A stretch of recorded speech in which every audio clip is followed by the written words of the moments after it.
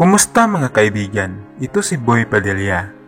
Babae, nag-apply ng trabaho at nakilala niya ang isang lalaking di niya akalaing magiging boss nito.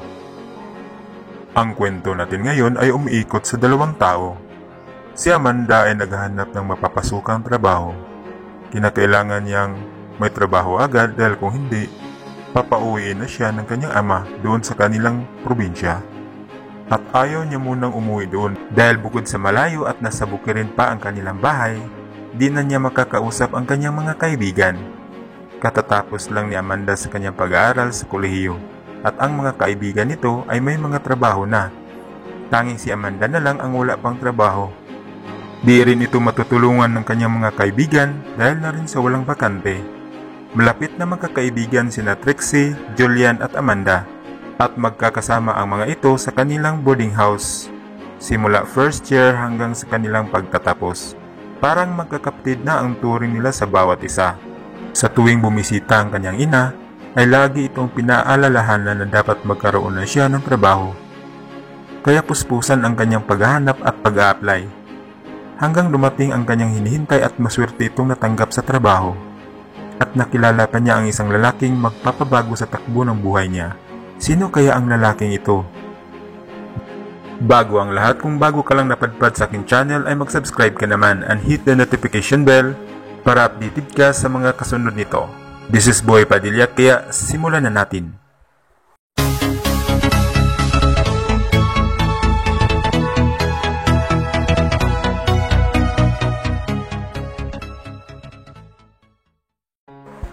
Isang araw, nakasimangot itong si Amanda habang naglalakad dahil sa wala itong masakyan.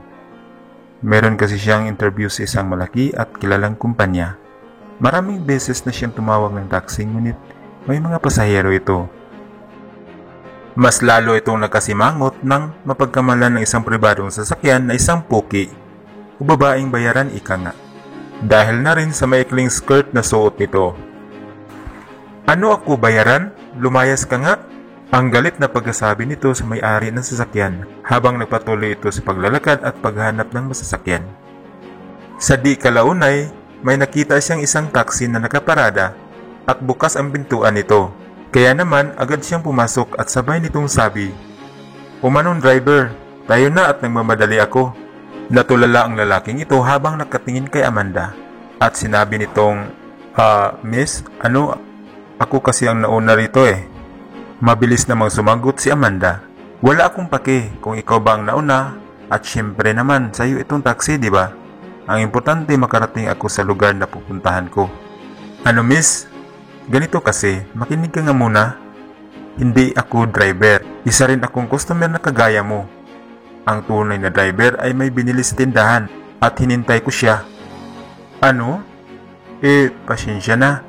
Pero pwede bang ako na lang muna kasi nagmamadali ako eh. Meron kasi akong mahalagang meeting na di dapat ako malate at on time ako doon," sabi ni Amanda. Paano nito? Meron doon akong importanteng meeting at saka ganito na lang. Sabay tayong dalawa.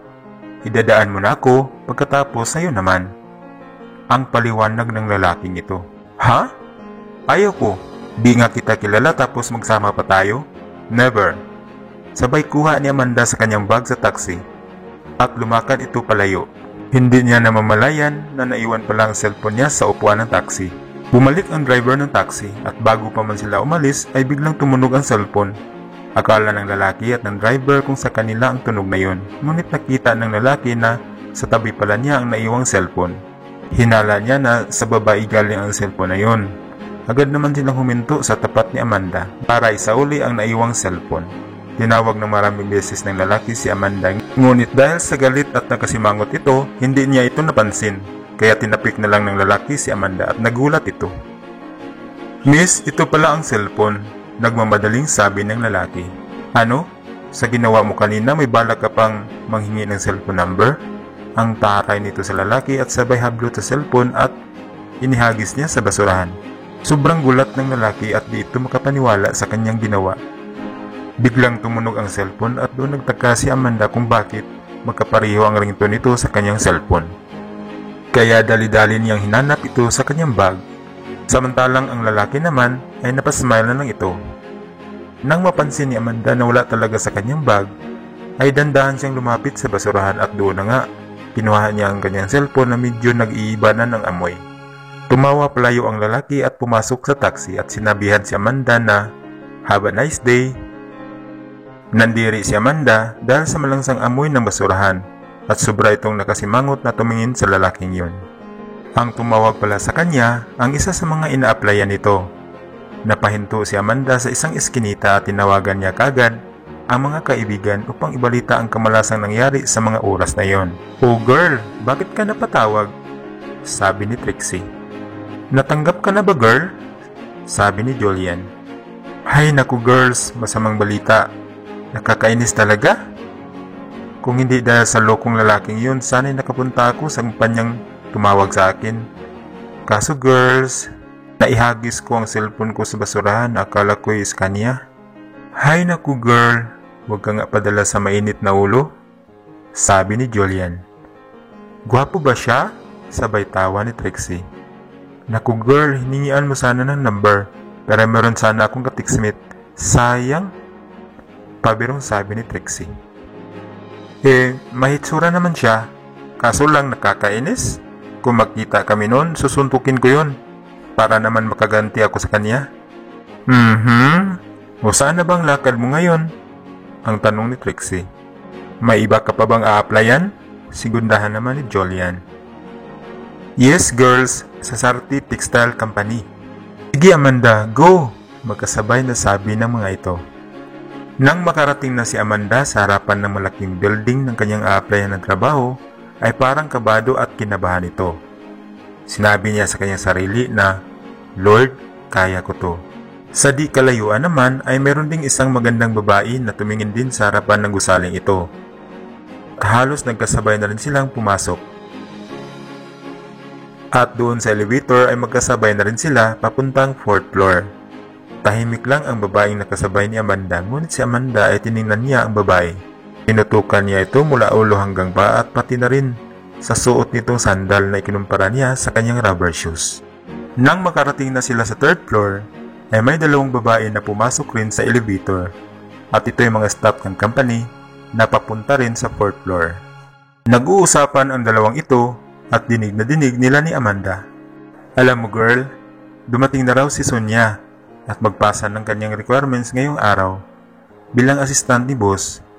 Ha, nakakatawa kasi nagkaroon pa siya ng backer para lang makapasok agad sa company na to.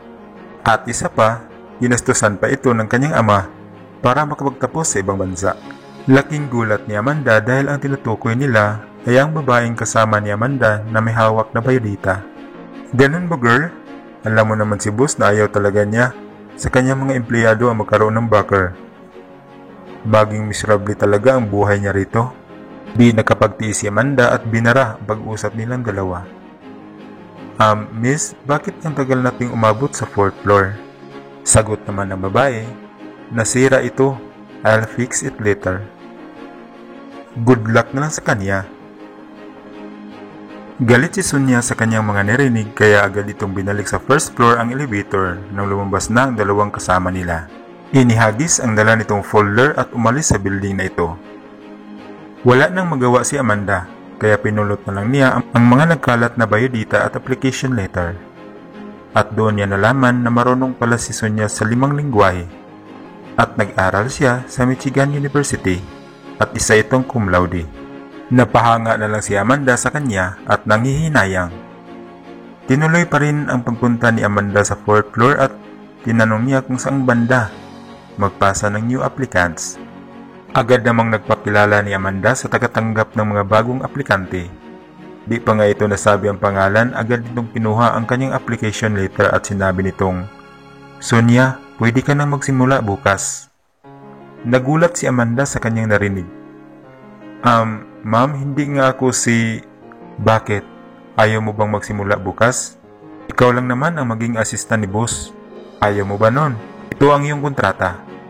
Namangha si Amanda dahil 30,000 kaagad ang maging sahod nito. "Mag-report ka dito bukas ng umaga." At umalis na ito. Sobrang saya ni Amanda dahil sa wakas may trabaho na siya at malaki pa ang sweldo. Ngunit sa kabila nito Parang di niya makaya sa kanyang konsensya ang pagpanggap bilang si Sonia. Nang bumalik na siya sa elevator,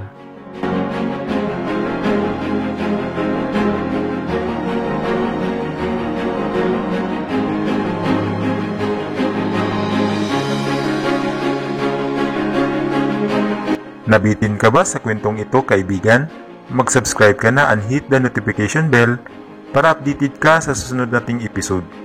Bago tayo magtapos, shoutout sa ating mga kaibigan na sina